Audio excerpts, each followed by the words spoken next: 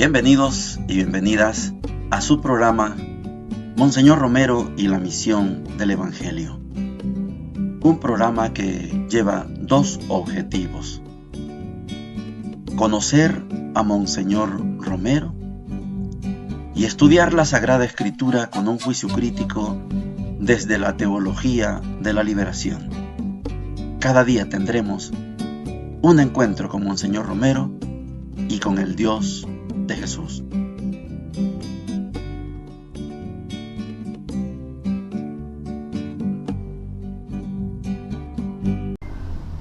Hola, ¿qué tal? Este es su programa Monseñor Romero y la misión del Evangelio. Miércoles 23 de julio, miércoles de la semana número 16 del tiempo ordinario. Y en la primera parte vamos a escuchar a Monseñor Romero explicando los fundamentos. ¿De dónde vienen los cambios que la Iglesia está haciendo? Y en la segunda parte vamos a comenzar el tercer discurso de Jesús según el Evangelio de Mateo. Ya pasó el Sermón de la Montaña, capítulo 5, 6, 7. Ya pasó el discurso de instrucción de los apóstoles, capítulo 10. Y hoy vamos a iniciar el capítulo 13. Quiero que le pongamos la atención a Monseñor Romero porque perfectamente hace una analogía. Analogía: quita a un personaje y pone a otro personaje. Quita a Pedro, pone a la iglesia. Hay un diálogo de el Jesús del Evangelio con el Pedro del Salvador. Oigamos a Monseñor. ¿De dónde toma la Iglesia este cambio tan extraordinario? Hasta el Papa, cuando clausuraba el concilio, ya acusaba a aquellos que decían: el concilio se ha olvidado del Evangelio por convertirse a los hombres.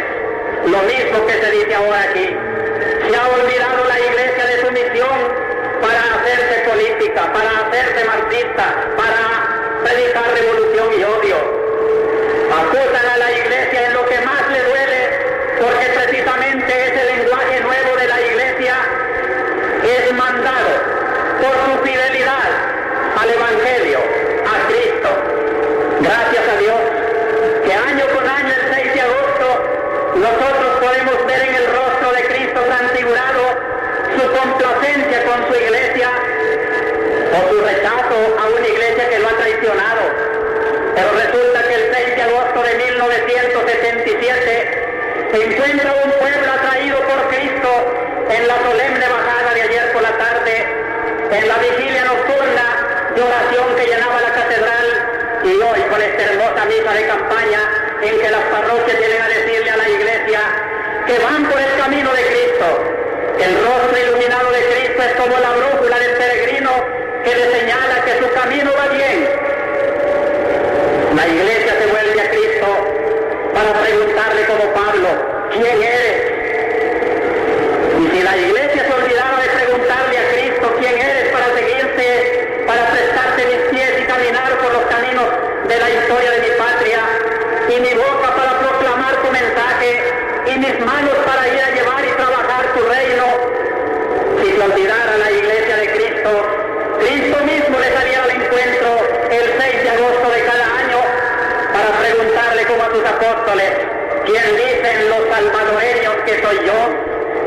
Y la Iglesia le tendrá que decir, con lágrimas en sus ojos, con escupidas en su rostro, manchado su manto virginal: me han tratado de traidora, me han roto la túnica, me han escupido la cara en campos pagados, me han manchado y me han dicho lo peor que le puede decir un infame a una esposa fiel, que he sido infiel a mi matrimonio contigo, que me he vendido a ideologías extrañas. Y el Señor la consuela para decirle: si tú dices que yo soy el que presenta el Padre en esta mañana, tú vas por caminos de verdad. Y así es, hermanos. Acabamos de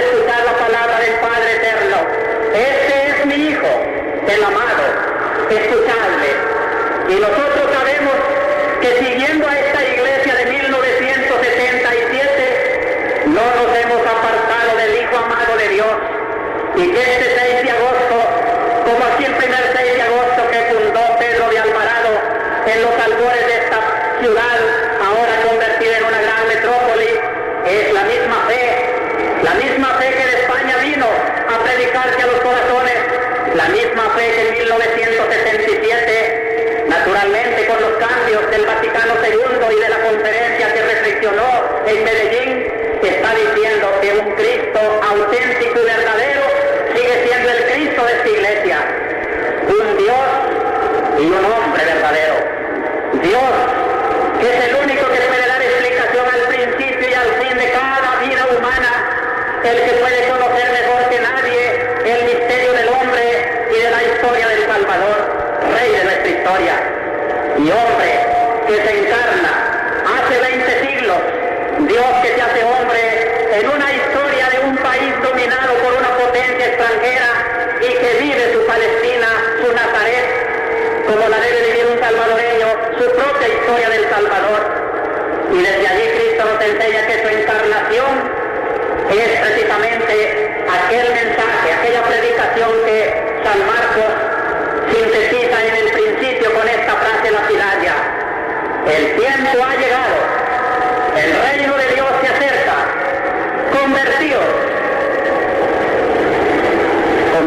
a la buena nueva. La buena nueva que Cristo trajo era el anuncio de una gran esperanza, la configuración de una humanidad donde todos se sintieran hermanos, y a Dios, Padre de todos los hombres. Y en el esfuerzo en conocer a ese Dios verdadero, conocerían que el hermano hombre es imagen de Dios. Y en el esfuerzo de amarse los hombres y de no dividirse en clases sociales, en odios, en venganzas, en ese esfuerzo el hombre también se acerca a Dios.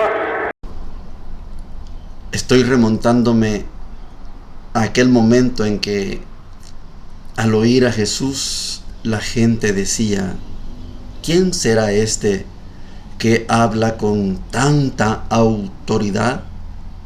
Y le aplico esas palabras a Monseñor Romero. ¿Quién es este que habla con tanta autoridad?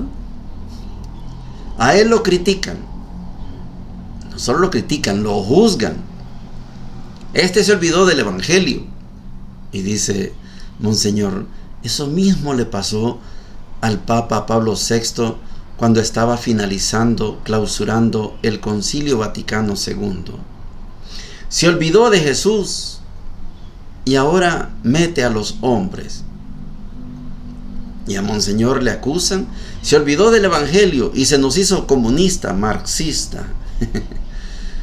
Y Monseñor, yo me río porque me imagino él sabiendo que lo escuchan los 4 obispos que tienen en contra, el nuncio y la gente que venían de una corriente bien conservadora, tradicional en la iglesia, y que al ver que Monseñor hace esta analogía, Jesús preguntándole a Pedro: ¿y ustedes quién dicen que soy yo? En ese diálogo entre Jesús y los apóstoles, Pedro dice: tú eres el Cristo, el Mesías, el Hijo de Dios vivo. Y Monseñor presenta en esta analogía, quita a Pedro y pone a la arquidiócesis. Y la arquidiócesis, hablando con Jesús, le dice las mismas palabras de Pedro: tú eres el Mesías, tú eres el Cristo, el Hijo del Dios vivo. Y Jesús diciéndole a la arquidiócesis: mientras ustedes sigan reconociéndome así, van por buen camino, están en el camino. Nosotros, Jesús, estamos manchados, calumniados, difamados, escupidos, pero sabemos que tú eres el Cristo, el Hijo del Dios vivo. Qué cosa más maravillosa para tener autoridad frente a Jesús y frente a la arquidiócesis ponerlos a dialogar a los dos. Jesús hablando con la arquidiócesis, no hablando con el arzobispo, no. Jesús hablando con la arquidiócesis. Y los obispos contrarios a Monseñor y el nuncio mordiéndose los labios. Porque estas palabras no se inventan en el momento. Esto se digiere, esto se mastica, esto se saborea antes de compartirlas. Y Monseñor estaba seguro de lo que estaba diciendo. Es una maravilla cuando todos los días estudiamos a Monseñor y encontramos detalles que a veces las pasamos de largo. Pero esta analogía es una palabra de autoridad de Monseñor Romero. Vamos a seguir porque esta homilía, yo sé que el audio no es del todo limpio, pero se entiende y yo me conformo con eso. Yo no puedo hacer más para mejorar el audio, van a disculpar, pero lo cierto es que estamos aprendiendo de Monseñor y vamos en la segunda carta y son 4 y vamos a, primero Dios, a ir avanzando en cada una de las cartas. La número 3 es para mí la más delicada, pero primero Dios la vamos a seguir estudiando. Hoy quiero hacer una variante porque vamos a leer el Éxodo en el capítulo 16. Es que ya le voy a explicar la variante. Sucede que el pueblo ya pasó el Mar Rojo y ahora estamos acompañando a este pueblo, digámoslo, tribus todavía, no se le puede llamar todavía pueblo, pero aunque el texto lo diga. Éxodo 16, del 1 al 15, dice lo siguiente: los israelitas partieron de Elim y el día 15 del segundo mes, después de su salida de Egipto, toda la comunidad de los israelitas llegó al desierto de Sin, que está entre Elim y el Sinaí. En el desierto, los israelitas comenzaron a protestar contra Moisés y Aarón. Ojalá el Señor nos hubiera hecho morir en Egipto, les decían, cuando nos sentábamos delante de las ollas de carne y comíamos pan hasta saciarnos, porque ustedes nos han traído a este desierto para matar de hambre a toda esta asamblea. Entonces el Señor dijo a Moisés: yo haré caer pan para ustedes desde lo alto del cielo, y el pueblo saldrá cada día a recoger su ración diaria. Así los pondré a prueba para ver si caminan o no de acuerdo con mi ley. El sexto día de la semana, cuando preparen lo que hayan juntado, tendrán el doble de lo que recojan cada día. Moisés dijo a Aarón: da esta orden a toda la comunidad de los israelitas: preséntense ante el Señor, porque Él ha escuchado sus protestas. Mientras Aarón les estaba hablando, ellos volvieron su mirada hacia el desierto, y la gloria del Señor se apareció en la nube, y el Señor dijo a Moisés: yo escuché las protestas de los israelitas, por eso háblales en estos términos: a la hora del crepúsculo ustedes comerán carne y por la mañana se hartarán de pan.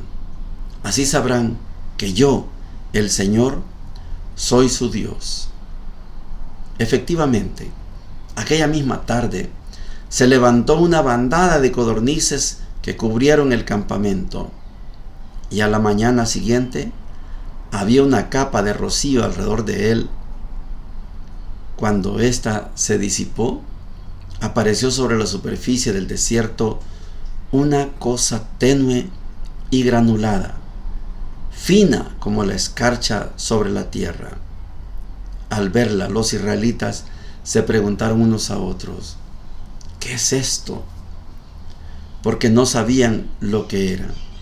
Entonces Moisés les explicó: este es el pan que el Señor les ha dado como alimento.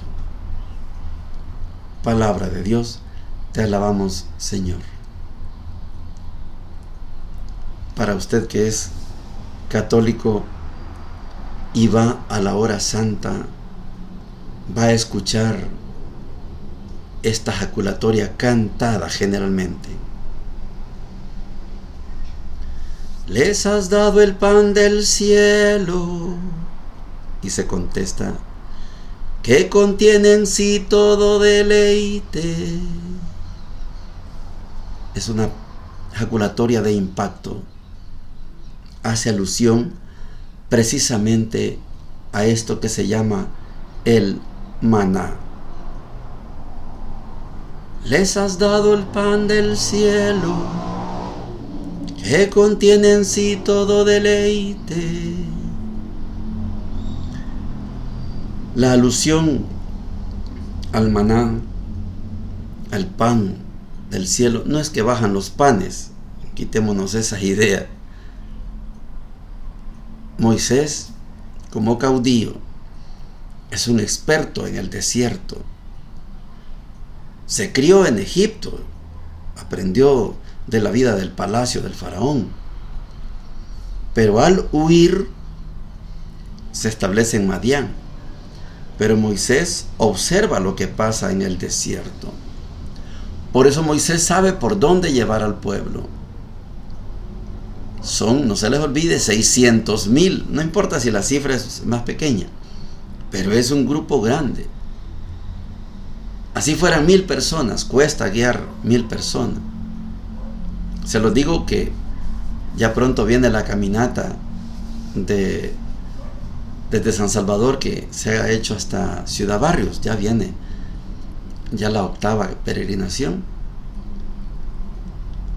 Cuesta. Pobre padre Belisario y el equipo, la Cruz Roja, las hermanas, las monjitas que están allí en la colonia, en la iglesia de San Francisco. Cuesta coordinar, y ahí tal vez vamos 1,000, 1,500 si acaso. Y cuesta coordinar. Ya es hora, levántense, estiramiento. Sí, cuesta guiar. Ya se imagina 600,000. Y la gente tiene derecho a protestar. Tiene derecho a protestar. Porque allá tenían comida. Allá tenían pan. Y en el desierto.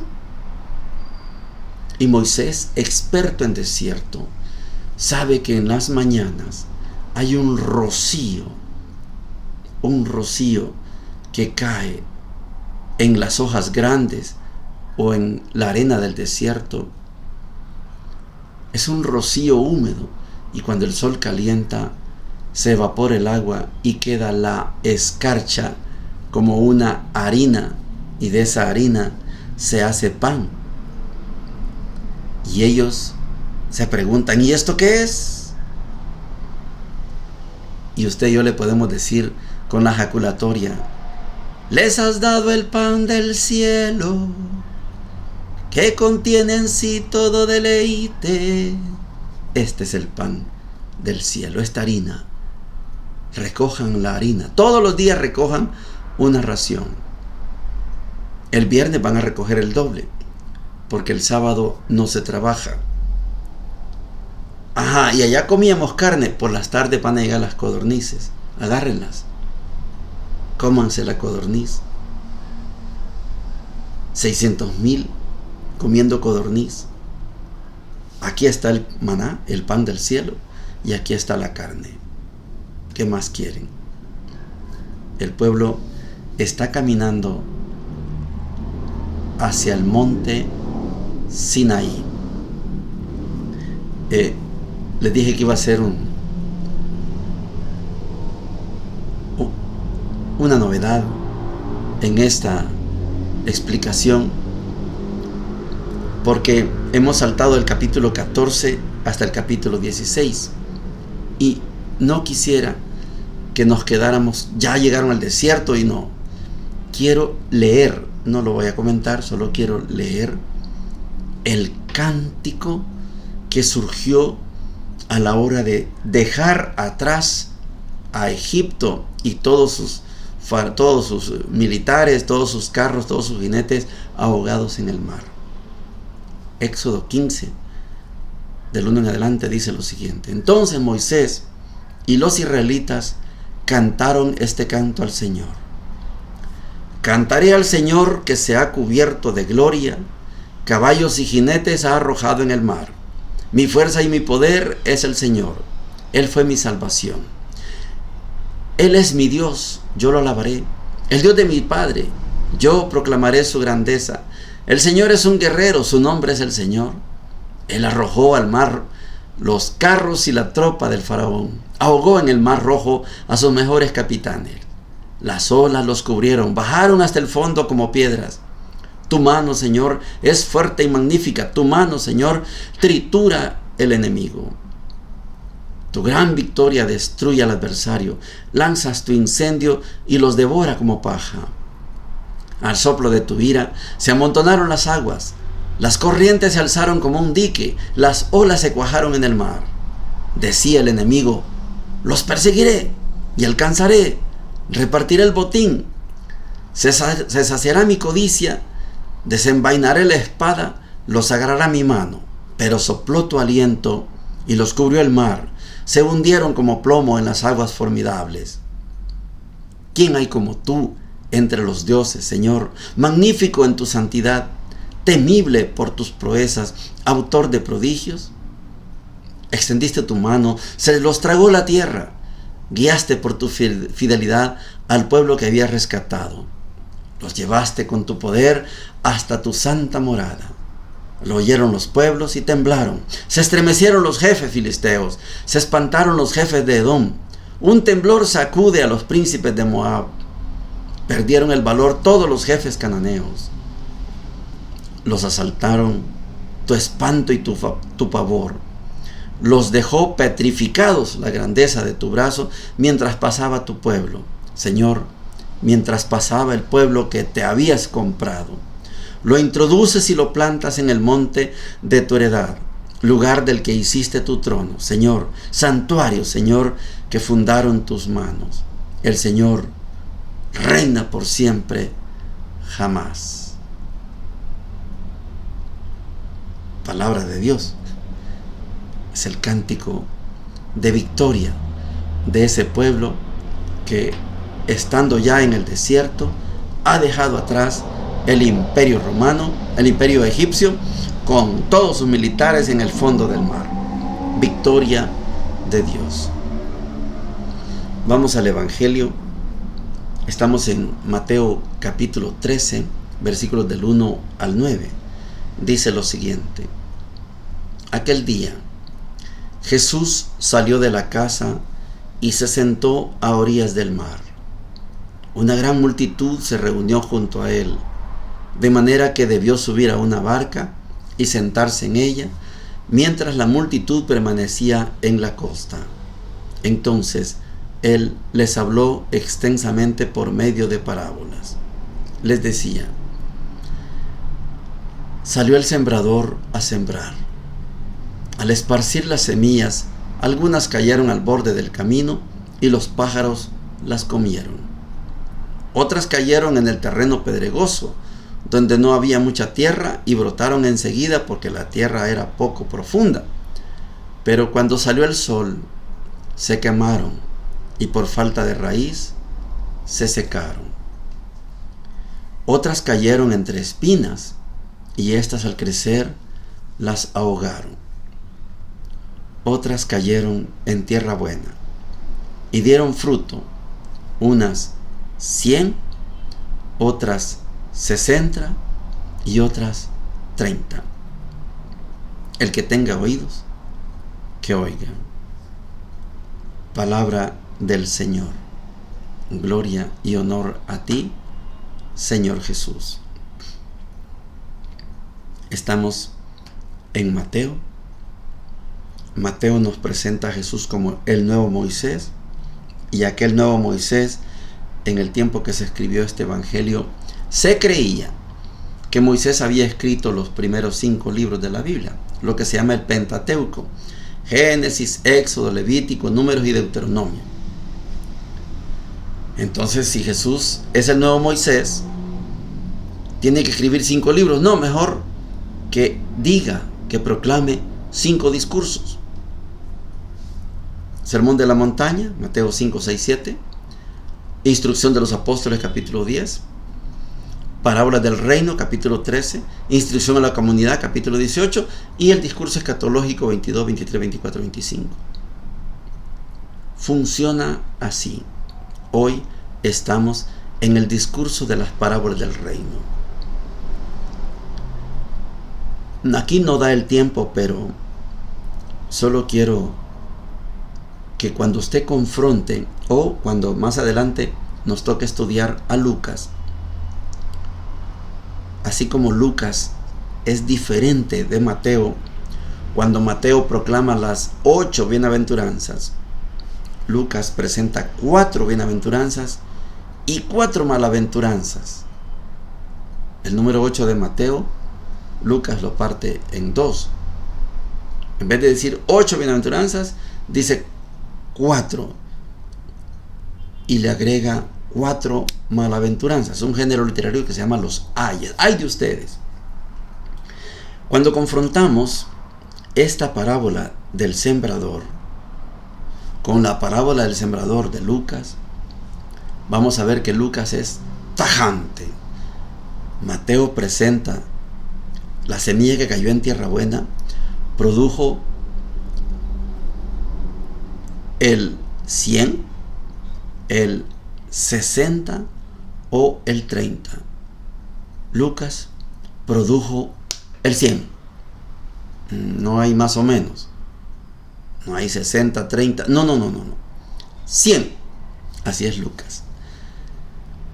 En todo caso, la multitud que se ha reunido puede ser la misma que escuchó el sermón de la montaña. A lo mejor ahora son más. Allá podría haber sido 5,000 solo hombres. Aquí no sabemos, pero Jesús se tiene que subir a una barca y la gente se queda en la orilla y empieza hoy a explicar, a hablar las parábolas del reino. Quiere explicar cómo es ese reino de Dios. Ya tenemos la ley, ya tenemos el equipo, ahí están los 12 más 72 de refuerzo. Ahora, ¿cómo es ese reino? Y después va a venir la instrucción a la comunidad. Ya instruí a los 12. Ahora estamos explicando cómo es ese reino. Es como el sembrador. Hay 4 tipos de tierra: el camino, las piedras, las espinas o la zarza y la tierra buena. Hay de todo en la viña del Señor, decimos popularmente. Y si hay de todo, entonces la manera de sembrar el trigo no es igual como nosotros lo sembramos el maíz o el frijol. Maíz, frijol, abrimos un huizute, dicen algunos, coa, dicen otros, chuzo, decimos por acá. Abrimos un hoyo y ahí tiramos la semilla. Y después con el chuzo tapamos la semilla para que no se la coma el pájaro. Pero en esa dinámica que está explicando Jesús, hay una especie de cuerno y ahí se llena de semilla y se riega. La semilla cae donde tenga que caer: en el camino, en las piedras, en la zarza o en tierra buena. El reino de Dios es así. La palabra se riega. Según Mateo, se aprovecha el 60, el 30 o el 100. Según Lucas, el 100. La parábola del reino es como el sembrador. El sembrador lo que sabe hacer es sembrar y sabe cómo tirar la semilla. No es problema de él que una parte caiga en el camino, otra parte caiga entre las zarzas, otra parte caiga entre piedras y un poquito caiga en tierra buena. Así funciona. Igual que este programa. Llega a muchos, algunos pocos lo escuchan y lo valoran. Así es el reino de Dios. Bendiciones para todos y para todas.